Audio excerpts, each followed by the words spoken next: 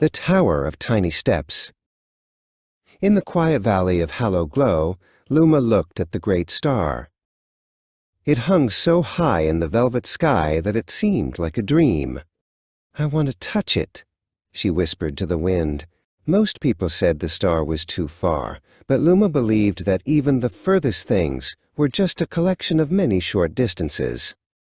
Luma began her work the very next morning. She didn't have a ladder, and she didn't have wings.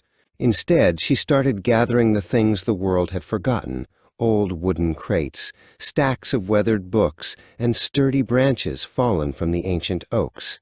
She knew that every great height begins with a single solid base. As she struggled to move a particularly heavy boulder, a shadow fell over her work. It was Scheller, the oldest traveler in the valley.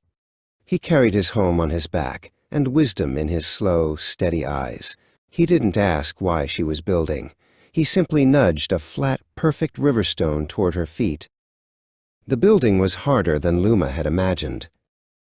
On the third day, she tried to balance a porcelain teapot atop a pile of dictionaries. The tower swayed, groaned, and then clatter. Everything tumbled into the grass.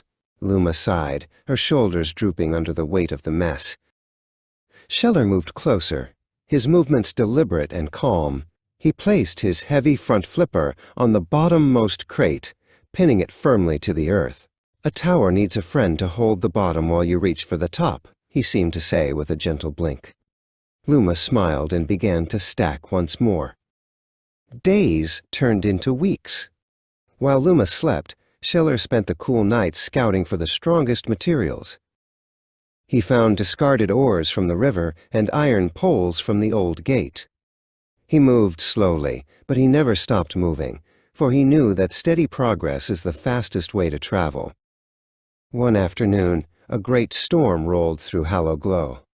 The wind howled, and the rain turned the earth to mud. Luma sat under a wide leaf, watching her tower tremble.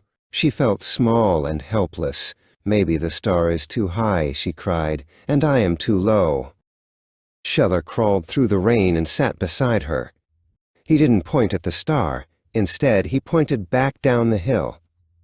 From their height, Luma could see the entire valley laid out like a colorful quilt. They had already climbed higher than anyone else in Hollow Glow. The journey itself had changed her view. When the sky cleared, Luma climbed the tower one last time. It was a strange and beautiful spire of crates, books, and oars.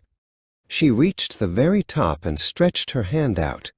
She couldn't touch the star. It was still millions of miles away, but she found she could touch the clouds, and the air up there tasted like cold silver. Luma climbed down to find Scheller waiting at the base. She realized then that she didn't need to hold a star to feel bright. She had built a way to see the world differently, and she had done it one crate at a time. Together, the girl and the turtle sat in the grass, watching the star glow, knowing that no distance is too far for those who keep walking.